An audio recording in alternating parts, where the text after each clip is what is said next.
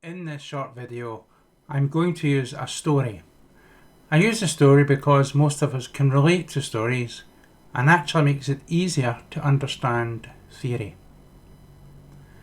I want you to consider that you are a child around the age of 10 and you have 3 brothers or sisters younger than you, perhaps 7, 5 and 3 years of age. And I want you to consider how during your childhood you're often told by others, by society, by peers, or indeed by your parents, that you should help look after your younger siblings. So even by the time you've reached 10 years of age, you've had a number of years where everyone has been telling you to help look after your younger brothers or sisters. Perhaps when they started school that you were already attending, elementary school, you were told to look out for them for the first month or 2. Perhaps you paid special attention going to see them at the playtime or at lunchtime to make sure all was well. And perhaps you even had to report back to your parents in the evening to see how things seemed to have gone. Perhaps as they grew older, some bullying took place and you had to decide on your own perhaps whether to intervene, comfort your sibling, tell the teaching staff, or indeed tell your parents. You were having not only to care for someone, but make decisions on what you would do thereafter. It is hardly surprising, therefore, that from a very young age we learn to worry, to be anxious, and to be responsible. Now you may think that's a fairly short-lived scenario, but as you progress and you move on to high school, although you will leave your younger siblings behind for a few years, you will not completely have given over responsibility for them. Perhaps in the evenings and weekends you'll take on that similar role. However, during the week whilst at high school, other issues will arise. You will have to make new friends, develop new relationships, cope with relationship breakups, and importantly, perform. It is very likely that parents, teachers and society have told you that if you get good grades at high school, the world is your oyster. And by definition, if you do not, you will be forced into some mundane existence. The pressure is truly on. So you have the anxieties of relationships, of performing at school, and of exams. Again, hardly surprising, we are worried and anxious. If we succeed and move on to a good university, for example, that brings with it a whole new set of challenges. Again, we have to form new relationships with different people. Again, we are told that performance is absolutely vital. The grade of the degree we achieve, whether we can then move on to doctoral studies, it all depends on our performance. And alongside that, we have the anxiety and worry of fitting in.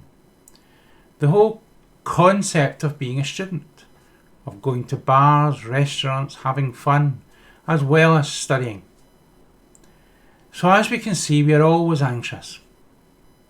When we are studying, we may be anxious about, are we studying well and effectively? Are we studying the correct topics? We may ask the lecturer for information, and we may even compare notes with fellow students. At all time making comparisons with others and being anxious and worried about our decisions and our future. If we are successful at university, we then perhaps move on to adult life anyway, and then might decide to meet a partner, build a long-term relationship, and even have our own children. At that age, we might start to worry about the health of our ageing parents and grandparents, and we may feel a need to be in regular contact with them and to visit them. Linked to that, we have a new job that we have taken on, and all of the anxieties around performing for our managers and keeping our job, getting through probationary periods, and of course developing a good solid relationship with our life partner if that is the case.